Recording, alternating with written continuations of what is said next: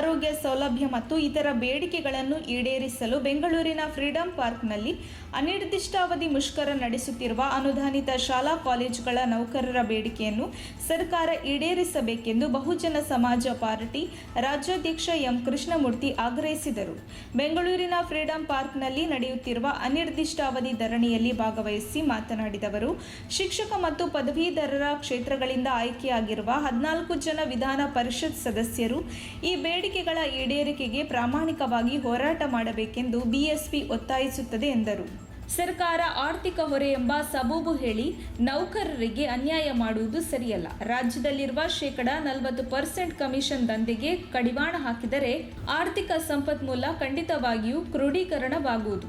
ಭವ್ಯ ಭಾರತದ ಪ್ರಜೆಗಳನ್ನು ರೂಪಿಸುವ ಜವಾಬ್ದಾರಿ ಹೊತ್ತಿರುವ ಶಿಕ್ಷಕರನ್ನು ಆರ್ಥಿಕ ಸಂಕಷ್ಟಕ್ಕೆ ನೂಕಿ ಅವರ ಜೀವನವನ್ನು ಅಭದ್ರತೆಗೆ ತಳ್ಳುವುದು ಅನೈತಿಕ ಮತ್ತು ಅಮಾನವೀಯ. ತಕ್ಷಣ ಮುಖ್ಯಮಂತ್ರಿ ಬಸವರಾಜ ಬೊಮ್ಮಾಯಿಯವರು ಶಿಕ್ಷಣ ಮತ್ತು ಆರ್ಥಿಕ ಇಲಾಖೆ ಅಧಿಕಾರಿಗಳ ಸಭೆ ಕರೆದು ಚರ್ಚೆ ನಡೆಸಿ ನೌಕರರ ಬೇಡಿಕೆಗಳನ್ನು ಈಡೇರಿಸಲು ಕ್ರಮ ಕೈಗೊಳ್ಳಬೇಕು. ಹಾಗಾಗಿ ಬಹುಜನ ಸಮಾಜ ಪಾರ್ಟಿ ಈ ನೌಕರರ ಹೋರಾಟಕ್ಕೆ ಸಂಪೂರ್ಣ ಬೆಂಬಲ ನೀಡುತ್ತದೆ ಎಂದರು.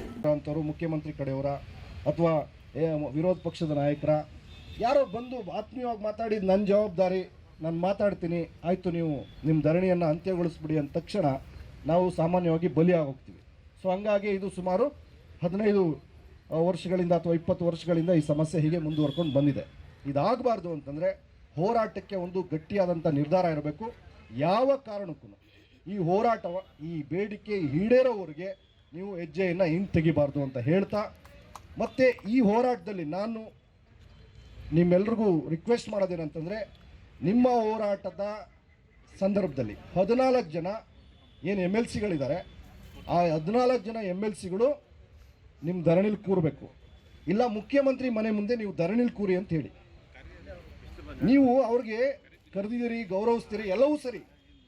ಇಲ್ಲಿ ಬಂದು ಸಮಸ್ಯೆಗಳನ್ನ ಹೇಳೋವಂಥದ್ದು ಅಗತ್ಯ ಇಲ್ಲ. ಅವ್ರು ಇರೋದೇ ನಿಮ್ಮ ಸಮಸ್ಯೆಗಳನ್ನ ಸದನದಲ್ಲಿ ಪ್ರಸ್ತಾಪ ಮಾಡಲಿಕ್ಕೆ, ಪರಿಹಾರ ಕಂಡುಕೊಳ್ಳಲಿಕ್ಕೆ. ನೀವು ಮುಖ್ಯಮಂತ್ರಿ ಮನೆ ಮುಂದೆ ಧರಣಿ ಮಾಡಿ ಅಂತೇಳಿ, ನಮ್ಮನ್ನು ಅಲ್ಲಿಗೆ ಕರ್ಕೊಂಡೋಗಿ ಅಂತೇಳಿ ನೀವು ಫಿಕ್ಸ್ ಮಾಡಿ. ಇಲ್ಲಿ ಮರಿತಿಬೇಗೌಡರು ಮಾತಾಡ್ತಾ ಹೇಳಿದ್ರು, ಮುಖ್ಯಮಂತ್ರಿಗೆ 10 ಜನರ ಮೇಲೆ ಒತ್ತಡ ತಂದು ಅವರು CM ಮೀಟಿಂಗ್ ಫಿಕ್ಸ್ ಮಾಡಲಿ, ನಾನು ಮಾತಾಡ್ತೀನಿ, ಅದು ಕರೆಕ್ಟ್. ಆದರೆ ಆ ಪ್ರಯತ್ನದಲ್ಲಿ ಇವರು ಕೂಡ ಒಬ್ಬರಾಗಿರಬೇಕು. ಇಲ್ಲ ಅಂತ ಹೇಳಿದ್ರೆ ಈ ಸರ್ಕಾರನ ಬಗ್ಗಿಸ್ಬೋದು. ಆ ಬಗ್ಗಿಸ್ಲಿಕ್ಕೆ 14 ಜನ MLCಗಳು ಇರೆಸ್ಪೆಕ್ಟಿವ್ ಆಫ್ ಪಾರ್ಟಿ ಅವರು ಸರ್ಕಾರದ ಮೇಲೆ ಒತ್ತಡ ಇರಬೇಕು. ಅವರು ಅದಕ್ಕೆ ಬಗ್ಲಿಲ್ಲ ಅಂದರೆ ನೀವು ಅವ್ರ ಮನೆ ಮುಂದೆ ಧರಣಿ ಮಾಡ್ತೀವಿ ಅಂತ, ನೀವು ಇಲ್ಲಿ ಧರಣಿ ಕೂತ್ಕೊಳ್ಳಿ. ನಿಮ್ಮ ಮಕ್ಕಳು, ನಿಮ್ಮ ಏನು ಕುಟುಂಬ ವರ್ಗ MLCಗಳ ಮನೆ ಮುಂದೆ ಧರಣಿ ಕೂರಲಿ, ಏನು ತೊಂದರೆ ಇಲ್ಲ. ಹೋರಾಟದ ಮಾರ್ಗವನ್ನು ಬದಲಾಯಿಸ್ಕೊಳ್ಳೋಣ. ಇಡೀ ಕುಟುಂಬ ಸಫರ್ ಆಗುತ್ತೆ.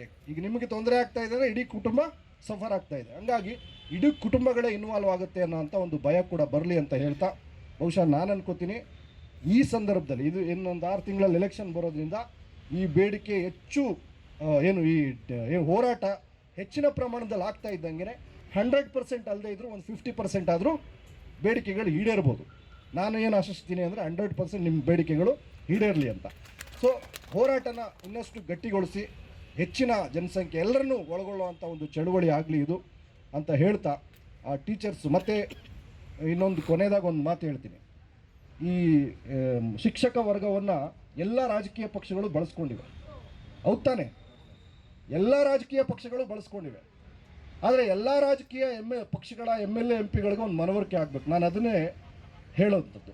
ಈಗ ಒಂದು 5 ವರ್ಷ ಶಾಸಕನಾಗಿರ್ತಾನೆ, ಅಥವಾ ಒಂದು 5 ವರ್ಷ MLC ಆಗಿರ್ತಾನೆ, MP ಆಗಿರ್ತಾನೆ, ಅವನು ಬದುಕಿರೋವರೆಗೆ ಪೆನ್ಷನ್ನು, ಹೌದು ತಾನೆ? ಬಂಧುಗಳೇ, ಮಂಡ್ಯ ಜಿಲ್ಲೆಯವರು ನೀವು ಇವತ್ತು ಬಂದಿದ್ದೀರಿ. ನನಗೆ ಶಿವಣ್ಣ ಸರ್ ಕರೆದು ಮಂಡ್ಯ ಜಿಲ್ಲೆಯವರು ಬಂದಿದ್ದಾರೆ, ನೀವು ಬನ್ನಿ ಅಂತೇಳಿ ನನಗೆ ಈ ಅವಕಾಶವನ್ನು ಒದಗಿಸ್ಕೊಟ್ಟದ್ದಕ್ಕೆ ಮೊದಲನೇದಾಗಿ ಶಿವಣ್ಣ ಮತ್ತು ಅವರ ತಂಡದವರಿಗೆ ಅಭಿನಂದನೆಗಳನ್ನ ಸಲ್ಲಿಸ್ತೇನೆ.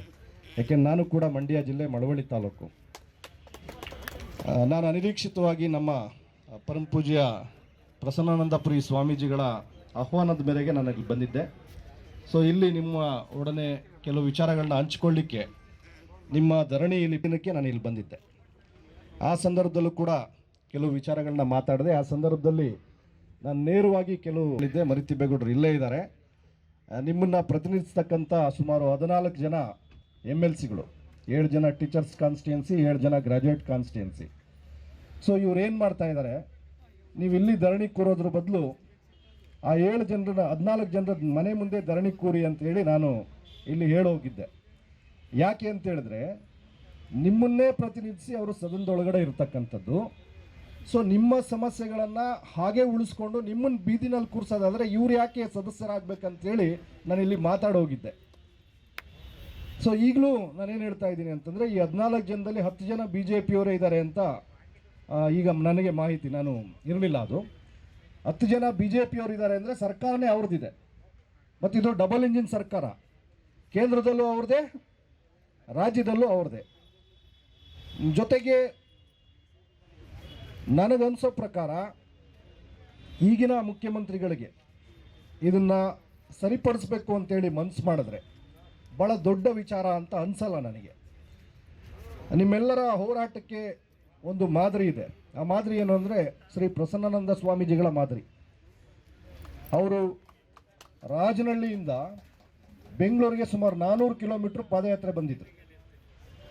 ಅಲ್ಲಿವರೆಗೆ ಯಾವ ಸರ್ಕಾರನೂ ಗಂಭೀರವಾಗಿ ಪರಿಗಣಿಸಿರಲಿಲ್ಲ.